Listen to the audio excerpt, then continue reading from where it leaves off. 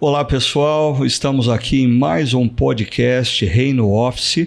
Esse podcast tem por proposta nós conhecermos os bastidores da caminhada de um profissional e percebemos como ele, ao longo da sua trajetória, identifica o mover de Deus, a sabedoria de Deus, orientando nos mais variados momentos da sua vida. E hoje eu tenho aqui a companhia da Paula Maggioli Fernandes, que nos últimos podcasts estava de férias, então não estava por aqui, mas ela vai estar me ajudando aqui nessa entrevista. Eu queria aproveitar e pedir para a Paula apresentar o nosso convidado especial de hoje. Olá pessoal, sejam bem-vindos ao Reino Office.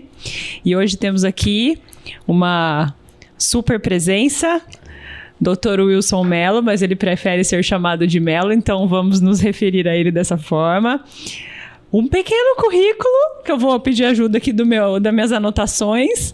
Mello se formou em Medicina pela Universidade Estadual de Campinas, a Unicamp, em 1975 e fez sua residência em Ortopedia e Traumatologia pelo Centro Médico de Campinas.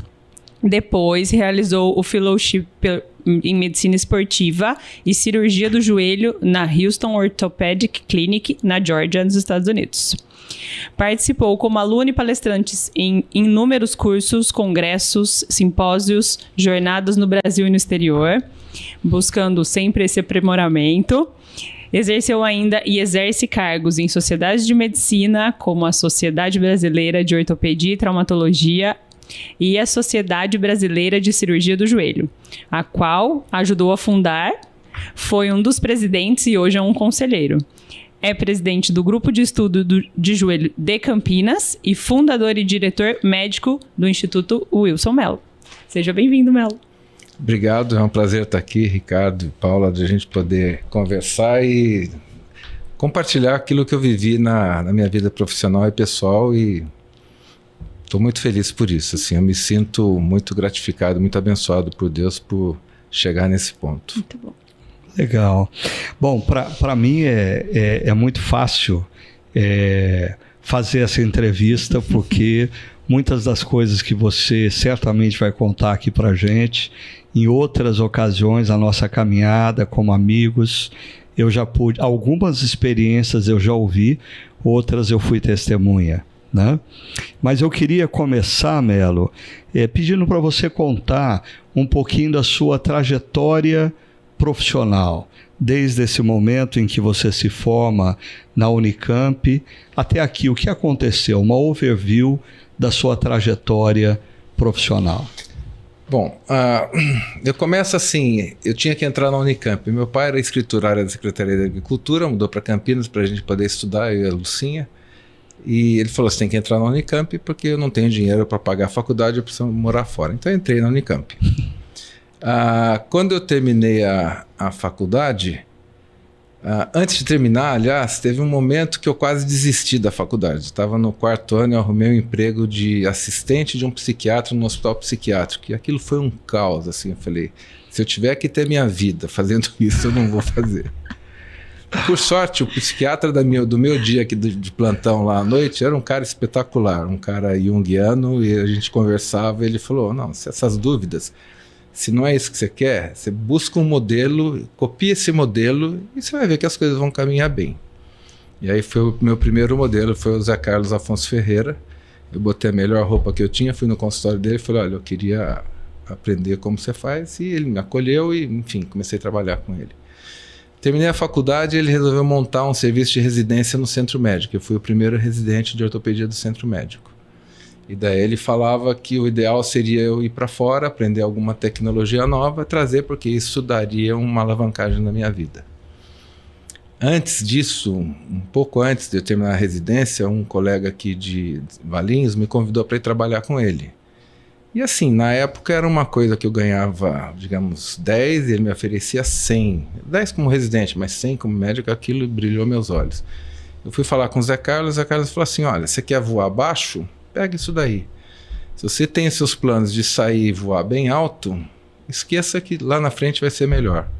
Eu acho que esse é um dos turning points da minha vida, assim, um conselho sem preço, assim, um conselho que ele me deu e isso realmente mudou minha vida. Bom, daí eu terminei a residência, trabalhei 2 anos, eu juntei um dinheiro, casei com a Fernanda, que também foi um casamento rápido, eu ia viajar, a gente estava namorando há 4 meses, falei pro meu sogro, olha, a Fernanda vai comigo para os Estados Unidos. Ele falou, você casa quando? Falei, marca a data que eu caso. Casa ou casa? Namorou, noivou e casou em 4 meses. 4 meses, é. Uhum. E ficamos 1 ano e meio fora e foi ótimo. A gente teve uma vida lá muito rica, acertamos nossas diferenças longe de todo mundo e foi numa época que não tinha FaceTime, não tinha WhatsApp, não tinha nada. O telefone era caro. Enfim. Depois disso, voltei para o Brasil, trabalhava no Instituto Afonso Ferreira, que era do Zé Carlos, que foi o meu mentor. Mas em 84 as coisas não estavam caminhando de um jeito que eu visse futuro naquilo, eu decidi sair. Saí para fazer uma carreira solo, mas em 2 meses já tinha alguém trabalhando comigo. Um dos motivos da minha saída é que eu tinha um esquema de trabalho que eu começava às 6h30 da manhã, chegava em casa às 9 da noite. Eu não lembro de ver a Gabi acordada no primeiro ano de vida dela, só no fim de semana. E eu lembrava que meu pai almoçava em casa todo dia, enfim, a vida minha com a minha família imprudente era melhor. Uhum. E aí eu resolvi que eu ia almoçar em casa todo dia, que eu ia arrumar pessoas para me ajudarem na infraestrutura do meu trabalho. E coisas bobas assim, mas que consumiam tempo. Tinha que separar o material de cirurgia, então tinha que vir ao centro médico, gastava 1 hora e pouco, separar o material para no dia seguinte operar. Então arrumei alguém para fazer. Enfim, as coisas foram caminhando. Uhum. As pessoas foram se agregando, então começaram a chegar médicos que queriam, talvez me vissem como exemplo ou modelo, e foram chegando e a coisa foi crescendo. E foi um modelo assim, alguns chegaram, ficaram e saíram. Outros chegaram, ficaram e ficaram. Em nenhum momento nessa trajetória inteira, hoje nós somos 13 médicos lá no Instituto, em nenhum momento houve conflito na saída de alguém. O sistema depurou tudo isso. Então, hoje a gente consegue trabalhar, um clima de trabalho muito bom, e os que saíram continuam meus amigos, enfim, as coisas funcionaram muito bem. E esse é o ponto que a gente está. O Instituto esse ano completa 15 anos. O nosso foco no Instituto foi assim, a minha meta na vida profissional, que era assim, fazer uma medicina de boa qualidade e resolutiva, e que o princípio fosse cuidar.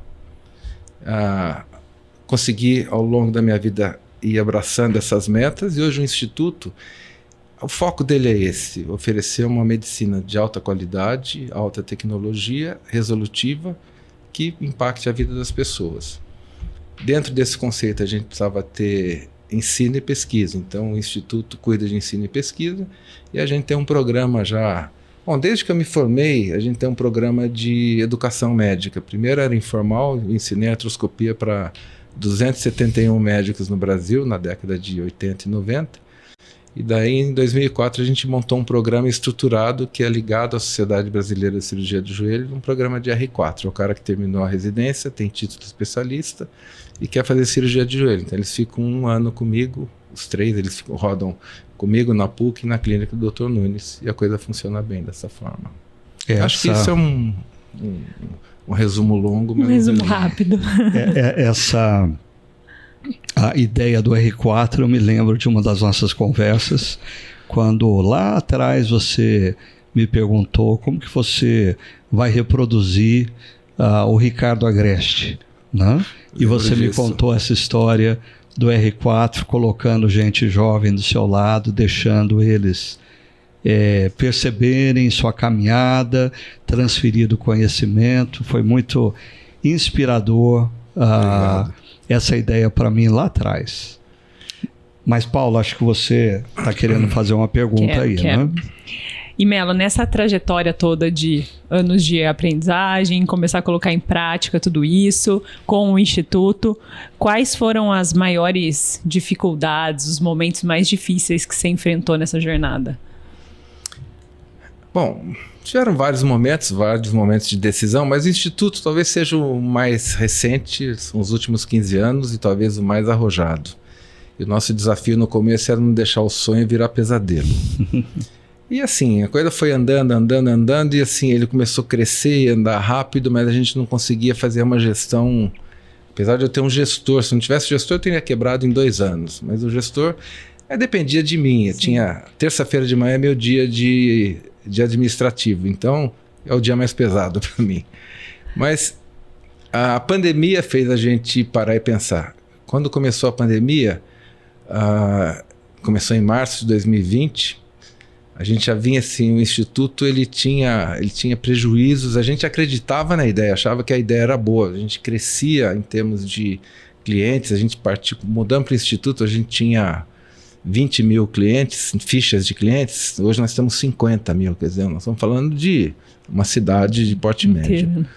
A pandemia fez a gente repensar tudo.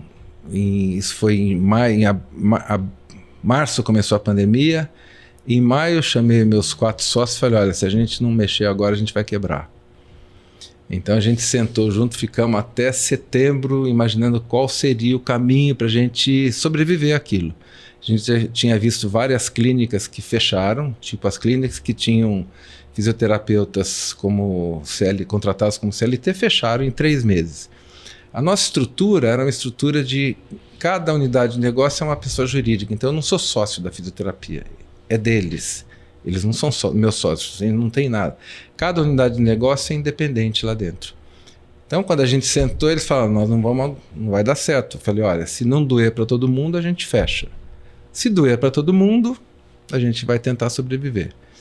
E isso, quando terminou a pandemia, a gente conseguiu baixar nosso custo, nós mudamos a gestão, e também era hora de mudar. Nós começamos com 5 médicos e 7 fisioterapeutas, eram 20 fisioterapeutas e, na época, 10 médicos. Então, as demandas são outras, e quem não participou do início não entende como é que você chegou até lá. A história tem que ser contada para o cara entender, eventualmente ele entende, né? Exato. E a mudança fez a gente dar uma reformada, um dos médicos desistiu, mas enfim, a gente saiu, a gente reorganizou, fizemos algumas mudanças estruturais na nossa área do Instituto, e a coisa foi muito bem. Daí chegou, mas foi um trajeto difícil, você imagina toda semana, imagina um quebra-cabeça de 3.000 peças, você põe uma pecinha aqui, cai uma na ponta, o cara falou, pô, mas vai sobrar para mim isso daí? A gente tem que achar o jeito de doer o mais igual para todo mundo Mas felizmente as coisas caíram. Aí, abril teve a segunda onda da pandemia. E aí foi a hora que eu falei assim, não, chega, eu não vou aguentar Cansei. mais 8 meses de conversa e tal, e não quero mais pegar dinheiro emprestado. Chega, fecha esse negócio, deixo só uma sala para eu atender e pronto, acabou. E assim, entrei num quadro meio... Aquela sua série de jogar a toalha, a minha toalha estava no chão já. Isso foi abril de 2021. Abril de 2021. E minhas 2 filhas são casadas, moram em São Paulo, são pessoas muito bem sucedidas, muito bem casadas, muito bem resolvidas. E graças a Deus, assim, financeiramente são melhores do que eu, as 2. Então, eu falo com a Fernanda, se amanhã a gente não estiver aqui, a gente não tem nenhuma preocupação como vai ser a vida delas. Mas enfim, um dia os 4, sim, a Paty, a Gabi, o Fabrício e o Ricardo me pegaram num domingo, fomos na sala de jantar, nós temos uma sala de jantar em casa que ninguém usa, mas enfim, tem lá. Entraram, fecharam a porta, a Paty, que é a mais velha, falou, pai, você não é isso, você pode parar, você não é isso. Eu falei, porque se você não é isso, você sempre passou por tudo, essa foi a mensagem que você passou pra gente, você não vai fazer isso agora. Você precisa de dinheiro, nós arrumamos, você quer que eu compre suas salas, o Fabrício falou, eu compro, o Ricardo falou, eu mudo a gestão, enfim. Eu saí de lá falando assim, tá bom, não, deixa eu pensar, eu não vou...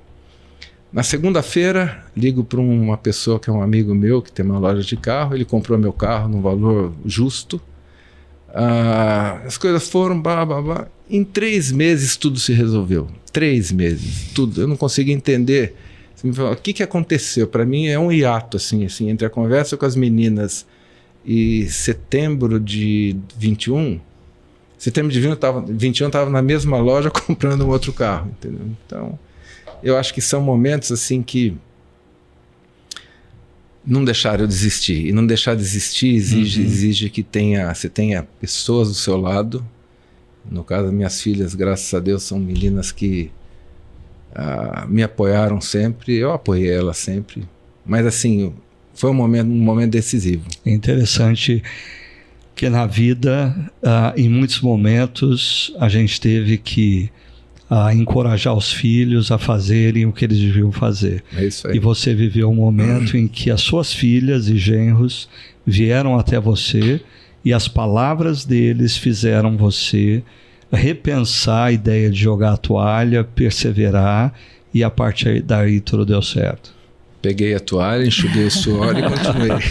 A certeza de que aquilo que foi ensinado está sendo colocado em prática. De fato, é isso. É isso. Eu tinha uma conversa com ela, sempre foi assim.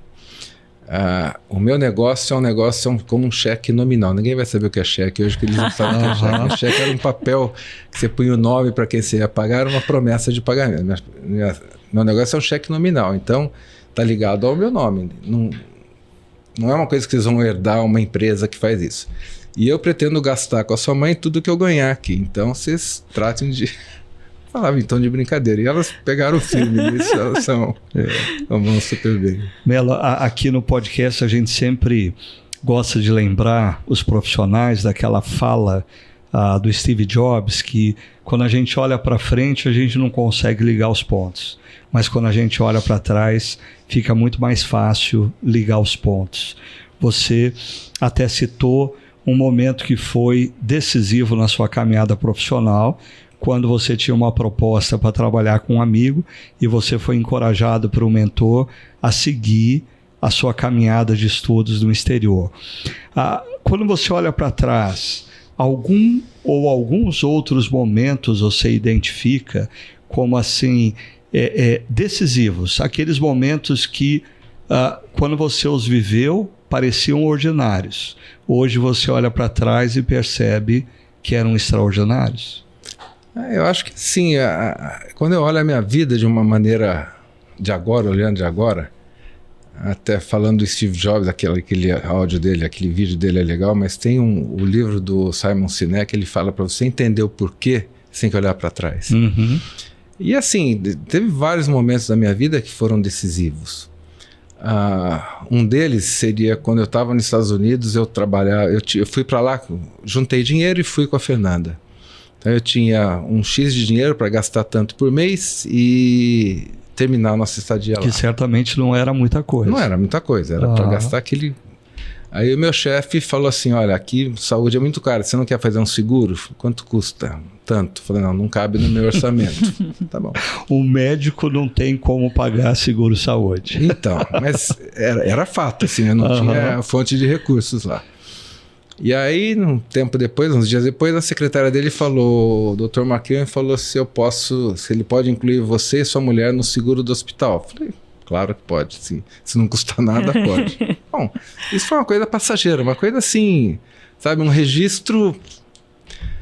nunca imaginei, a Fernanda tinha 21 anos, eu tinha 28, eu vou ficar doente nessa idade. Nessa idade você pode tudo, né? E lá na frente, isso foi em janeiro, em setembro a Fernanda teve uma gravidez tubárica e precisou de uma cirurgia de emergência.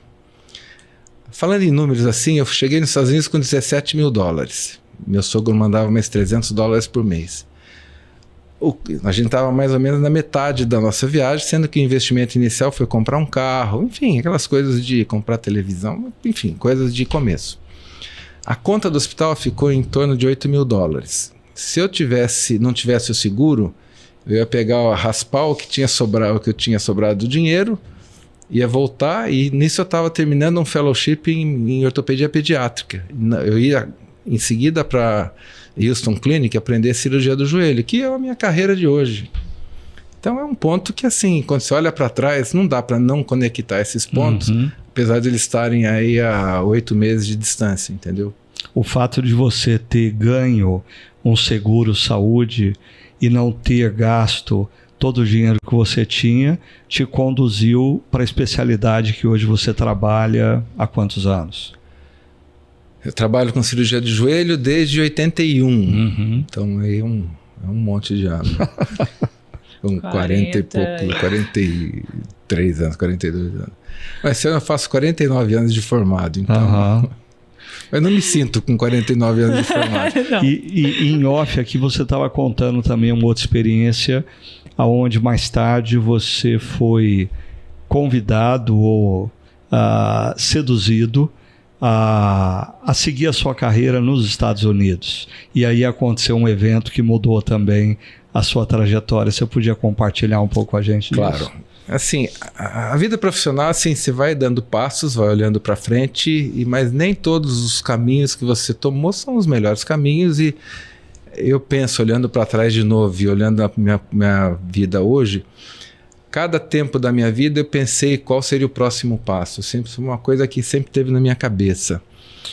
Tipo, eu vim para o Brasil fazendo artroscopia. Daí um amigo meu falou, daqui a pouco todo mundo vai fazer artroscopia, vai ficar difícil para você. Eu falei, opa, essa é uma ideia, eu tenho que dar um passo à frente. Eu sempre fui dando um passo à frente. Uhum. Bom, mas nesse momento eu estava assim, chateado com o meu trabalho aqui, eu não via como progredir, eu não via como conseguir recursos para comprar equipamento, enfim, sabe aquela coisa que você fala, pô, não... E eu voltei para os Estados Unidos, na Houston Clinic, e o Jack Houston, que se tornou um grande amigo meu, conversando com ele, sem me queixar, mas ele falou, você não está feliz lá? Eu falei, bom, não estou feliz, contei a história toda, ele falou, por que você não vem para cá? Eu falei, não vou fazer residência de novo, fellowship de novo, sabe? Isso não está no meu cardápio, eu tinha quase 10 anos, em 84, tinha 9 anos de formado, então... Ele falou, não, isso eu resolvo, o meu congressman resolve, assim... Talento aqui é um valor aqui para conseguir um green card. Falei, bom, vou falar com a Fernanda. A Fernanda estava lá comigo. Aí foram 4, 5 dias sem dormir à noite pensando. A Paty tinha 3 anos, a Gabi tinha 1 ano. Nem 1 ano a Gabi, ia fazer 1 ano depois de uns meses. E nós resolvemos que a gente ia mudar para os Estados Unidos. Aí eu tô lá, fui para a clínica para falar com o Dr. Jack Houston que eu ia mudar para lá. Estou lá esperando. Me chamam no sistema de som, na época não tinha telefone nem celular, e tinha uma ligação do Brasil para mim. Eu atendi a ligação, era a administradora do centro médico dizendo, olha, a Bosch, que era a Fundação Bosch era a dona do centro médico, falou, pode comprar tudo que você precisa de material para artroscopia, para cirurgia artroscópica, tudo que você precisar, não estou te dando um limite, manda cobrar em tal lugar em Nova York. Eu já tinha deixado uma lista com eles lá, então eles estavam também, tinham uma ideia do tamanho do gasto. Mas assim, para a época era coisa de $40 mil, 30, 40 mil, que era uma montanha de dinheiro. Aí quando o meu chefe chegou, ele falou, e aí? Eu contei essa história para ele, ele falou assim, olha, se eu fosse... Falei para ele que eu não ia mais ficar, que eu ia voltar para o Brasil. Ele falou, se eu fosse você, eu teria feito a mesma coisa. E assim, mudou minha vida, mudou a minha vida, mudou a vida da Fernanda, mudou a vida das meninas. E, sabe, isso me trouxe de volta para o meu país, me trouxe de volta para casa. E eu consegui ter uma carreira boa, muito boa aqui, consegui influenciar médicos jovens. Enfim, se Deus não tivesse feito isso... E outro ponto importante desse episódio... É assim, na época eu me sentia assim desprestigiado. Eu falei, não, se o meu grupo lá não me vê como... Talvez seja... A hora que o Jack Houston me convida para fazer parte da Houston Clinic, eu falei, opa, esse cara viu coisas que talvez meus amigos não estejam vendo lá, né? Isso fez a mudança E quando eu voltei com essa atitude. Não, se as coisas... Se me veem como uma pessoa de futuro ou que tem possibilidade de desenvolver, eu vou usar isso daí e vou fazer. Então, eu acho que, de novo, né, você pensa assim, aquelas Jesuscidências, né, coisas que acontecem, quando você olha depois, aconteceram e você está aqui, né? Aí você voltou, continuou atuando como ortopedista especializado em joelho, e um dia surgiu no seu consultório um missionário americano precisando de uma cirurgia de joelho e te convidou para ir numa igreja, e a gente se reencontrou. Nosso primeiro encontro foi num casamento. Isso aí. Né? E a gente se reencontrou e dali surgiu uma amizade, né? Ou seja, tudo, quando a gente olha para trás, tudo se conecta. Tudo se conecta. Essa história é muito engraçada, né? Eu tenho um período que eu fiquei alguns anos, quando eu entrei na faculdade, no meio da faculdade, parei de ir na igreja. Depois, Meu pai orava por mim todo dia. Bonitinho. Mas assim, eu achava isso, não refugava a minha fé, nada, mas apenas não era uma coisa que não me atraía. Bom, aí eu conheci o Ricardo no casamento da filha de um amigo nosso, amigo muito querido. Contei essa história na segunda-feira ainda. E o Ricardo falou de um jeito, eu tinha o meu ídolo, o pastor ídolo era o reverendo Júlio Ferreira, que assim, o Ricardo Ferreira. É muito parecido com... E o Gui me apresentou para o Ricardo me convidou, você tem uma reunião, você vai lá? Eu falei, vou sim, então. Sabe aquele vou? Vou, mas não vou. Na segunda-feira de manhã, isso foi num sábado, segunda de manhã, esse missionário, que ele foi falar comigo, porque ele ficou 2 anos aqui, não falava português, eu falava inglês, então eu operei ele e tal, eu ia dar alta para ele. Ele falou assim, você é cristão? Eu falei, sou, mas eu não pratico. Ele falou, queria que você fosse na minha igreja. Eu falei, vou sim, pode deixar que eu vou.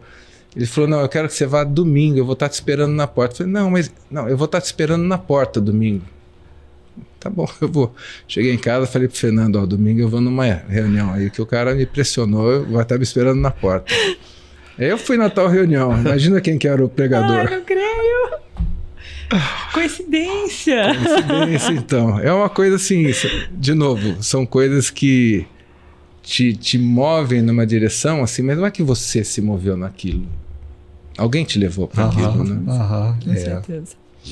Ô Melo, e nessa jornada, acredito que você tenha algumas pessoas que devem ter te direcionado, te mentorado. Consegue contar para nós um pouco dessas pessoas, quem foram, que te acompanharam nessa jornada? Então, o primeiro que talvez me impactou bastante foi o reverendo Júlio. Eu era adolescente, né? Mudei para Campinas com 13 anos, ele cuidava da sala de adolescente. Então, ele me impactou porque ele trazia uma mensagem diferente do habitual. Tipo assim, se você deixar de fazer alguma coisa porque você tem medo da igreja ou medo de Deus, faça porque não é isso. O cristianismo não é isso. Aquilo ficou na minha cabeça. E foi aquilo que me motivou a falar com o Ricardo depois. Mas eu tenho, assim, esse psiquiatra que eu não consigo lembrar o nome dele, cara. Isso foi em 1973. 3 para 4. Um cara que me falou assim, eu falei, vou desistir disso. Ele falou, não, procura um modelo. Se tiver um modelo, o modelo vai te levar para onde você quer ir. Aí eu identifiquei o modelo, que era o Zé Carlos Afonso Ferreira, que foi o meu mentor na ortopedia. Foi o cara que me introduziu na ortopedia, me aceitou como voluntário para ajudá-lo na cirurgia. Então isso foi o que me deu o conselho, assim, olha, você quer voar alto? Vá para fora, aprenda uma coisa diferente, sabe? Isso vai te dar um outro horizonte. Então, eu acho que não tem preço. A outra pessoa foi o Jack Houston. O Jack Houston era um cara, assim, brilhante. Eu conheci ele aqui. Em 79, o Congresso Paulista de Ortopedia foi em Campinas. Ele foi o convidado. E como eu estava interessado em visitá-lo, porque em 76 ele publicou 2 artigos que foram assim o turning point da cirurgia do joelho. Pô, esse cara deve ser minha referência. Cara, esse é o... E aí chegou aqui, eu fiquei atrás dele, ele falou, eu não sei se... Ele falava para mim, não sei se vai aguentar o ritmo lá, que o ritmo é pesado. Eu falei, não, eu aguento. Aí quando eu fui para os Estados Unidos, teve um congresso em Atlanta, eu encontrei com ele de novo, de Atlanta eu ia para Delaware. Ele falou assim, vai lá passar uma semana comigo agora, você vai sentir o nosso ritmo e ver se você aguenta isso. Eu fui para lá, ele quase me matou. A Fernanda me levava para o hospital às 5h30 da manhã, ele me devolvia no hotel às 10 da noite. Chegou na sexta-feira e falei, e aí, o que você achou? Falei, piece of cake, fácil. Falou, então você volta em setembro. Aí deu certo. E o Jack Houston me acolheu de uma forma muito, muito impactante. Ele falava que o Brasil era aquela história de terra de cego, quem tem olho é rei. Ele falava, lá ninguém faz o que nós estamos fazendo aqui. Você está aqui, é um momento de você... Tudo é novo. Aprender e levar isso para lá. E uma das coisas que ele falou quando eu saí, aliás, tem um outro episódio dele, a Fernanda estava grávida da Paty. Chegou em maio, ia acabar o nosso dinheiro e eu não tinha... Naquela época você comprava a passagem, não precisava comprar a ida e volta, comprava a ida. E eu tinha que comprar a volta. Aí eu fui falar com ele, falei, eu vou embora. Não, porque você tem os seus projetos, eu tinha alguns projetos andando lá que nós publicamos depois. Não, ele falou, você está sem dinheiro? Não, se eu não comprar passagem agora, eu não vou ter dinheiro para comprar... No mês que vem eu não tenho dinheiro para comprar passagem. Falei, então, peraí. Chamou a secretária e falou, compra 2 passagens para ele, para Fernanda, para Júlio. sabe, esse cara não é um cara que me abençoa de uma forma assim. Então eu completei meu estágio lá e voltei. Então são pessoas assim que... E depois o Ricardo é um cara que, assim, eu brinco com ele toda vez que eu encontro, eu agradeço de ele estar na minha vida.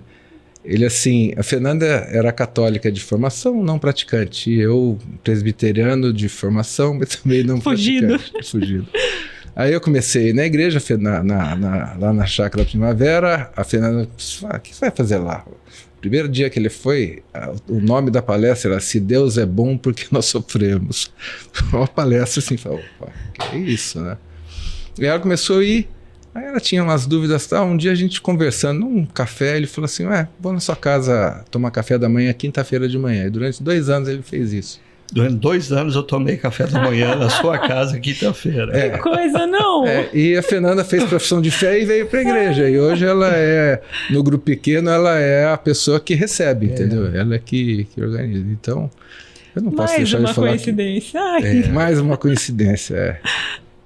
Eu costumo dizer que dos privilégios que Deus dá para a gente como pastor é conhecer as histórias.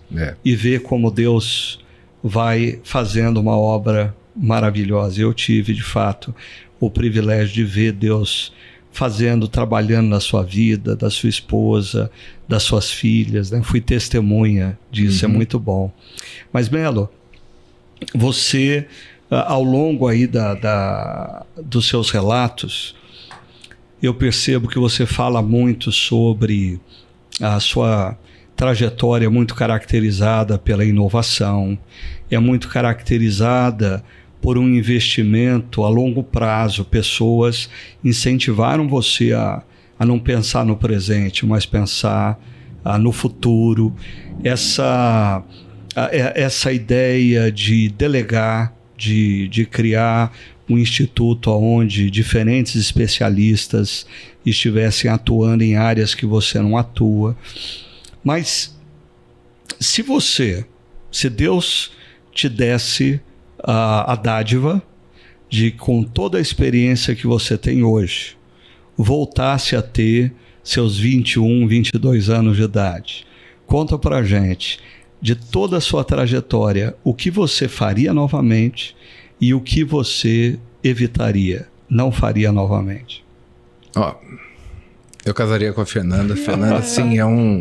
Pronto, ele conhece a Fernanda. Eu brinco assim, se eu não tivesse casado com a Fernanda, eu ia morar num apartamentinho de 2 quartos, ia ter perdido um monte de dinheiro na bolsa, ia estar aquele cara meio assim aposentado. A Fernanda é uma pessoa assim que não... Quando a gente montou um consultório, ela falou, nós temos que fazer um consultório bom. Na época eu gastei uma nota e tal, foi a semente do Instituto. O Instituto falou, não, daqui, para onde nós vamos agora? Fomos para o Instituto. Então, a Fernanda foi uma pessoa que realmente eu casei com ela e deu certo. Fernanda, o olho está até brilhando para falar disso. Mas eu acho que assim... Eu não consigo ver coisas que eu não teria feito. Assim, decisões que eu teria tomado... Eu acho que Deus me abençoou, assim. Aquelas decisões na faixa dos 40, 50 anos que você pode fazer mais bobagens do que no resto da vida. Ali foi um momento que, assim, eu não tive essas tentações, não tive... E a Fernanda sempre foi muito presente na minha vida. Pra você ter uma ideia, assim... Há uns 2 meses atrás, eu tenho uma moto de trilha ainda, que faz 2 anos que eu não ando com ela. Ando só no condomínio, não faço trilha mais. Eu falei, vou vender minha moto de trilha. Ele falou, não vai não, senhor. Isso aí não vale nada, você vai...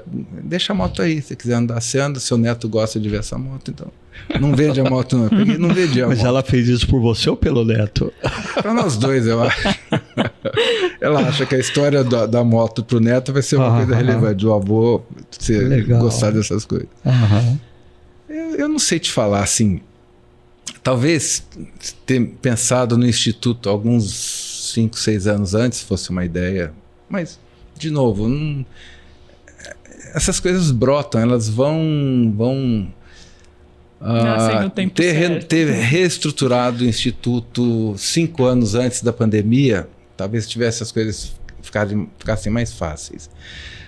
Esses primeiros 10 anos do Instituto, a gente teve um prejuízo enorme. Então, Alguém falou para mim um tempo atrás, mas você gastou seus recursos nisso, você não fez, não guardou. Eu falei, olha, se Deus me trouxe até aqui, obviamente Ele sabe o que tem pela frente. E hoje eu não me arrependo um centavo do que eu gastei no Instituto. Hoje, assim, minha situação econômica é super estável. E assim, é impressionante o que novas oportunidades têm surgido. Essa semana, depois eu vou falar em off para vocês, uma oportunidade assim, eu não imaginei que existisse, mas então existe e o cara, estou conversando com o cara. Então, eu acho que assim, a vida é uma construção. Então, quando você tem os olhos um horizonte muito limitado, você chegou ali, você parou, você vai envelhecer, vai ficar doente, enfim. Quando você consegue ter um horizonte mais amplo e confiar de que se Deus te trouxe até aqui, por que Ele vai te abandonar agora? Tem 72 anos, por que Ele vai me abandonar agora? Se eu fiz coisas assim que foram muito boas para mim, foram boas para a comunidade e o universo onde eu vivo, por que Ele mudaria agora? Eu tenho um histórico de Deus intervindo na minha vida o tempo inteiro. Então, a minha oração de manhã, toda manhã, assim, me mostra o caminho que eu vou seguir, sabe? Assim, para mim, esse é o caminho. Eu quero ser o caminho. O caminho dele. Segunda-feira, no grupo pequeno, eu falei assim, olha, se com 20 anos Deus falasse para mim, ó, você tem todo o poder do mundo, todo o poder e dinheiro, tudo. Chega onde você quiser chegar. Eu duvido que eu tivesse saído da mediocridade. Entendeu? Imaginado tudo isso. Você não isso teria criatividade suficiente para construir a história que Ele te deu. Não. Com 20 anos você quer comprar um carro bom, ganhar o dinheiro e aí virar o quê? E assim, não é isso que conta na vida, não é o que você ganha de dinheiro. Você viu o livro do Simon Sinek, que eu terminei de ler agora recentemente, ele faz a diferença de sucesso e resultado. Resultado é mensurável. Sucesso é um sentimento. E eu acho que assim, hoje eu tenho um sentimento de sucesso. Os resultados são bons, muito bons. Mas o sentimento de sucesso, seja de ter uma família, ter uma vida cristã, ter um trabalho que é gostoso, me diverte, me desafia, ter um grupo de médicos que me olham de uma forma assim, muito grata, assim, uma coisa que emergiu desse projeto que a gente está fazendo lá, assim, todos, por unanimidade. O primeiro ponto de convergência que eles têm, assim, não, o Melo é o nosso modelo. Quer dizer, sabe, alguém falar isso para você, não falou para você, falou para alguém que me contou. Nem foi direto. Nem foi direto, quer dizer, assim, falar para mim até fosse uma maneira de me agradar, mas assim, o compilado das entrevistas, o primeiro ponto que emerge é esse, assim, o Melo é o nosso modelo. Então, isso é gratificante, isso para mim é sucesso. Posso pegar um gancho já, aproveitando essa fala? Melo, a gente falou muito aqui do que você construiu desse tempo e como teve um papel, né, dessa construção da sua fé. E como hoje você entende que dentro do Instituto, com a medicina, com seus pacientes, o impacto disso com o seu propósito, com sua missão, como você atua na vida dessas pessoas? Então, é uma coisa surpreendente, assim, muitos pacientes em algum momento perguntam, você tem religião? Eu falo, tenho, eu sou cristão, sou presbiteriano. E as pessoas falam, eu sempre notei que você tem alguma coisa diferente, isso é uma coisa que aparece. Uma coisa que aparece entre os meus colegas também, de trabalho, que de repente eles falam, mas por que você faz isso? Não, porque é o certo, assim, eu faço o certo porque é o certo, é a coisa que nós não estamos bem, está todo mundo bem aqui. Então eu acho que assim, a maneira que eu vivo e a maneira como Deus me abençoou até agora, eu acho que isso transparece para as pessoas, transparece. E assim, a prática que a gente tem lá, não só minha, mas a prática de todos que estão lá, é assim, sentar, ouvir e procurar resolver. A medicina, infelizmente, assim, nos últimos 20, 30 anos, o médico virou o cara que procura onde ele pode ganhar dinheiro. Então o cirurgião usa o consultório como um centro de triagem para quem ele vai operar. O clínico onde ele pode... Assim, nosso cuidado lá nosso objetivo é cuidar dos pacientes. E eles têm essa percepção. Se a gente está cuidando, obviamente, assim, alguns vão ser operados, outros não vão ser operados, mas assim, a percepção do cuidado é muito presente neles. Isso cria uma fidelização da nossa clínica. Eu te falei, eu tenho 50 mil fichas no arquivo hoje, um pouco mais de 50 mil. 3 anos atrás, a ficha número 1 voltou, quer dizer... Uau! Então, é uma coisa que, assim, isso é fidelização de clínica. Quantos anos depois ele De 84. De dezembro de 84, eu saí do IAF dia 30 de novembro, 1º de dezembro, eu comecei a clínica de ortopedia. O cara voltou depois de... Quase 40 anos. Quase 40 anos, né? Então, eu acho que isso... acho que isso transparece nas suas atitudes. Uhum. Um cara que eu gosto, o Evagrio Pontico, daquele livro que você me deu, é um cara que fala isso, assim, a vivência com Deus, você não precisa estar falando toda hora, mas você precisa viver isso daí. E viver isso daí é ter atitudes que são coerentes, atitudes que, assim, que não sejam oportunistas, que você faça o certo porque é o certo. Condizem com os ensinamentos, né? Eu acho que é bem isso. E é uma coisa que, como eu falei, eu sou muito feliz hoje, me sinto um sucesso segundo o Simon Sinek, porque assim, eu tenho uma percepção de que eu tenho uma vida boa, tenho um horizonte pela frente. Me perguntam, quando você vai aposentar? Eu falei, eu não fiz, esse plano não chegou ainda. Porque, na verdade, quando você tem um grupo de pessoas que estão trabalhando, estão te motivando, e assim, certas coisas que eu não gostava de fazer, eles estão fazendo, certas coisas complexas, tem outros que estão fazendo. Sabe, assim, a dinâmica do trabalho é boa, é gratificante. É leve, né? É leve. Eu chego no fim do dia, tipo, ontem cheguei em casa à noite, sabe, eu estava cansado, mas sabe aquele cansaço que você vai comer alguma coisa, vai deitar, vai dormir 7 horas direto, assim? Então, eu acho que... E me chamou a atenção no início da nossa conversa, eu acho que você, em outras palavras, fez menção da missão do Instituto Wilson Mello. Eu acho que muitas vezes, como você mencionou, não só na medicina, mas outros profissionais de outras áreas, assim, tem como foco único e exclusivamente o recurso financeiro. E pelo que eu entendi, a missão do Instituto é oferecer para a pessoa o melhor, é cuidar das pessoas.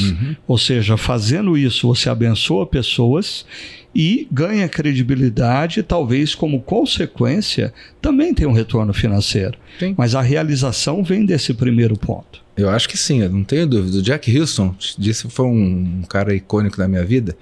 Ele tinha um slide que ele tinha um burro com uma vara pregada e uma cenoura pendurada. Ele falava, se você correr atrás do dinheiro, é como esse burro, ele anda, ele vê a cenoura, mas ele não percebeu que tem uma vara ali em cima. Então, é isso. Tem um outro filminho, até preciso te passar, é um filminho bom não é um rato, é um roedor que acha um algodão doce. Ele não entende que aquilo lá, ele pega, experimenta, é bom.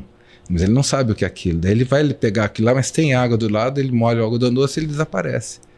Então, quando você não entende aquilo de bom que você está provando, você não entendeu e aquilo não vai te fazer nada. Mas quando você entende o que você está fazendo é bom, mas você entendeu o que é bom, você tem o porquê daquilo lá, a sua vida é diferente. Não tem como você não ser diferente, eu acho.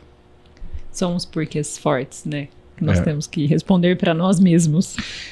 E na área da medicina, que você já atua há décadas, conta pra gente qual é, para um cristão, viver no mundo da medicina, quais são os grandes desafios que um cristão enfrenta nessa área? Eu acho que assim, a medicina tem uma particularidade comparada com outras profissões, que se eu me formasse hoje, não quisesse estudar, fazer nada, eu conseguiria arrumar aí 2 empregos e 3 plantões, eu ia ganhar aí 30, 40 mil por mês. Isso daí é desmotivador na minha visão. Por outro lado, se o cara quer começar a fazer uma prática médica adequada, o investimento é alto, o consultório é caro, tudo é caro. A medicina está muito socializada, então os recursos dos convênios são muito baixos, que não te permitem, então, gastar tempo com o cliente. Então o cara fala assim, como é que você gasta meia hora numa consulta, eu gasto 10 minutos. Então, tudo é diferente. Mas se você não entender de que assim, O seu papel é cuidado, e cuidado significa você olhar o seu cliente e procurar uma solução para o problema dele, que é isso que ele está te procurando por isso.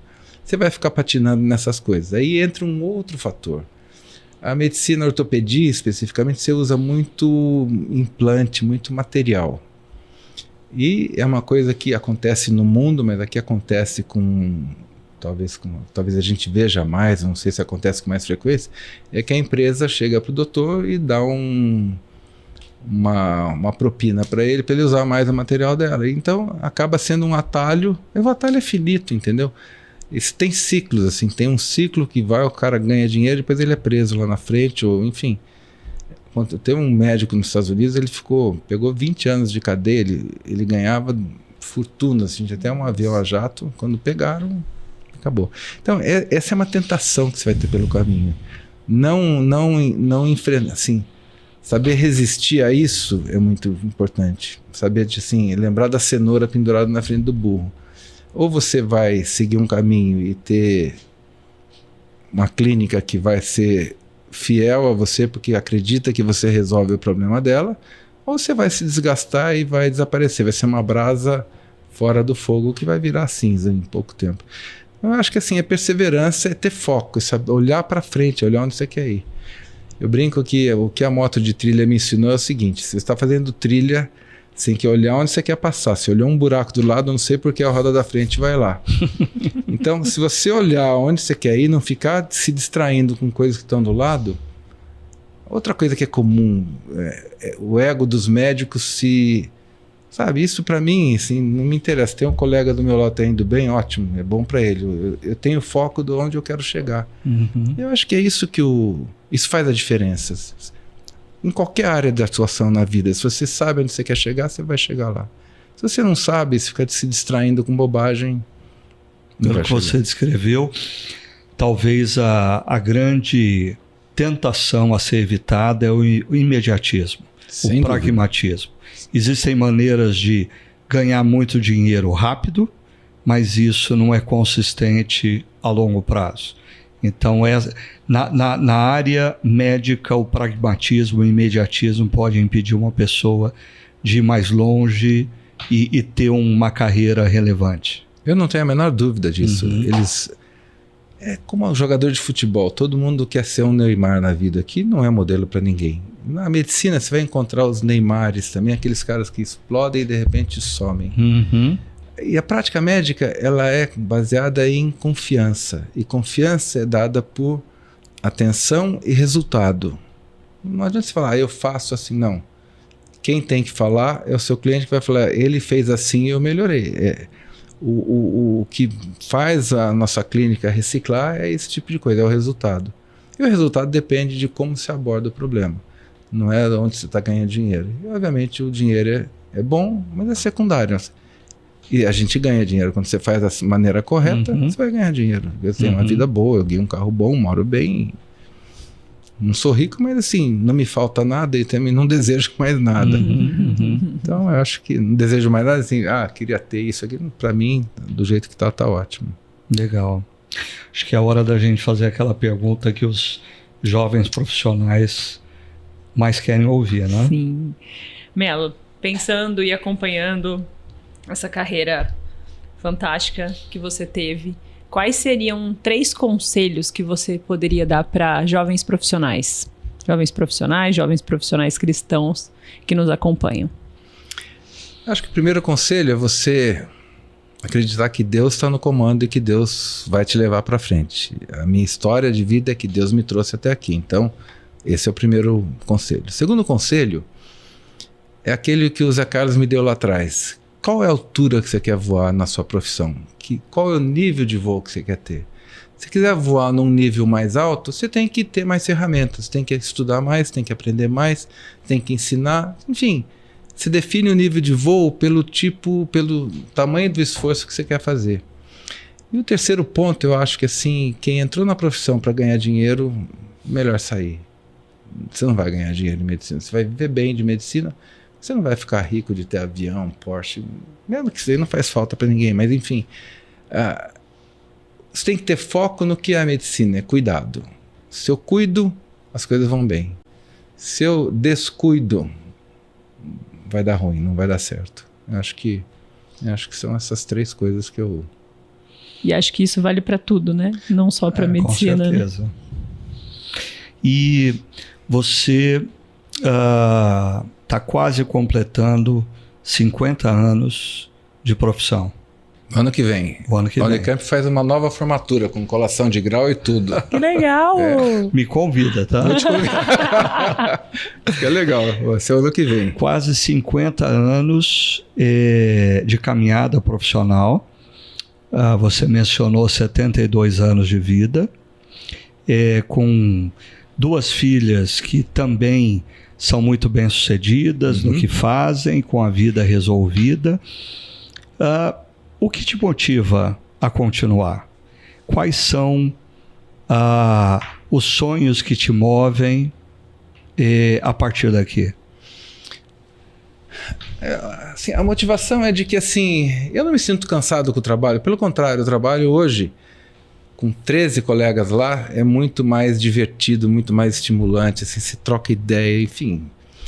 Segundo, meu sonho é a gente ter A Cleveland Clinic é um modelo para mim de funcionar. A Cleveland Clinic é conhecido no mundo inteiro como um lugar de resolução. E tem vários outros nos Estados Unidos. Eu gostaria muito que o Instituto se tornasse uma Cleveland Clinic no Brasil. Que fosse um lugar que continuasse gerando bons resultados, continuasse gerando uma medicina de alta qualidade, continuasse tendo fidelização dos clientes. Que a nossa estrutura, onde você tem médicos, fisioterapeutas, educadores físicos trabalhando de uma forma integrada. A gente não é multidisciplinar, a gente é interdisciplinar. A gente aprende um com o outro. A gente tem uma reunião mensal científica que o fisioterapeuta fala, o R4 fala e tem um convidado que fala. Então, isso traz uma... Então, o meu sonho seria esse, de que o Instituto fosse uma Cleveland Clinic, fosse um centro de qualidade que pudesse se multiplicar. Eu acho que multiplicar isso é bom, assim como multiplicar a minha prática foi bom, multiplicar o Instituto seria uma coisa interessante. Eu acho que é isso. Assim, talvez chegue um dia que fale assim, está na hora de eu parar, mas hoje eu consigo, na maior parte dos dias, das semanas, não todas, trabalhar segunda, terça, quarta, quinta de manhã. Eventualmente trabalho sexta, amanhã vou trabalhar de manhã, mas eu consigo ter uma vida um pouco mais equilibrada do que eu tive no passado. Então, eu consigo me livrar na quinta tarde, na sexta a gente pode ir para a praia, enfim.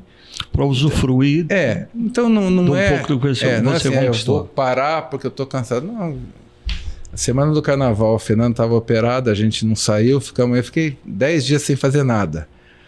No quinto, sexto eu já estava... pirando. E agora? O que eu faço? Então, quando você fica... Então, eu acho que a maneira como Deus conduziu a minha vida, Ele me deu oportunidades de enxergar primeiro aquilo de eu parar um trabalho que eu não via minha filha para ir para casa, me deu oportunidades de crescer, me deu oportunidades de sair, e me deu a oportunidade de ter um trabalho que eu não preciso me matar de trabalhar para viver. Então, para mim, eu não tenho uma coisa, não, se aparecer um caso para operar no sábado, eu vou... Não, se for uma urgência, eu vou operar. Mas vou operar para não perder o caso, eu não vou. Se eu opera, não vou operar. Eu paro de operar na quinta-feira. Então... E uma coisa que eu percebi, Melo, em toda a nossa conversa... é a importância da Fernanda como esposa, da sua relação com as suas filhas. Eu sei o quanto você valoriza a família.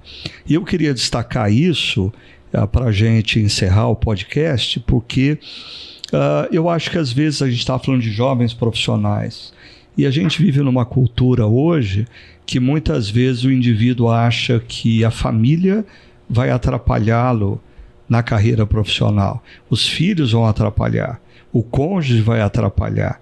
E ouvindo a sua história, eu percebo que talvez se você tivesse chegado onde você chegou, sem a Fernanda e sem as suas filhas, não teria realização. Era nada. Seria resultado, realização e não sucesso, né? Sem sentido. eu estou certo ao fazer essa leitura, o quão importante na sua realização tem a sua família tem esse papel? Importantíssimo. Eu sempre falei para as meninas que assim, a nossa vida é igual a uma mão. Você tem 5 dedos, não tem nenhum igual ao outro. Se um dedo ficar muito comprido, a sua vida alguma coisa está errada. Eu consegui mudar minha vida profissional, eu tinha 34 anos de idade, 33. Num momento assim, que assim, foi um momento, elas eram pequenas e a gente eu consegui mudar a maneira de ser. Elas foram criadas por nós, assim, estimuladas a estudar, a procurarem uma carreira, a serem felizes no que elas faziam. Elas foram no consultório algumas vezes, foram em cirurgia, falaram, pai, não, nosso negócio não é esse. Então tá bom, filho. E o que a gente sempre falou para elas assim, vocês vão ter o que vocês precisarem, nós vamos dar para vocês. Então a Gabi falou, quero morar em São Paulo e estudar na ESPM. Ok, nós vamos pagar isso para você. A Paty fez direito aqui, daí ela fez concurso de cartório, ela ganhou um cartório em Eldorado. Nós falamos, ok, Paty, nós vamos montamos um cartório para a Paty em Eldorado. E a Gabi, segundo filho, sempre é um pouco mais, pai, você gastou bastante no cartório da Paty. Eu falei, gastei. Então, eu falei, o que você está precisando?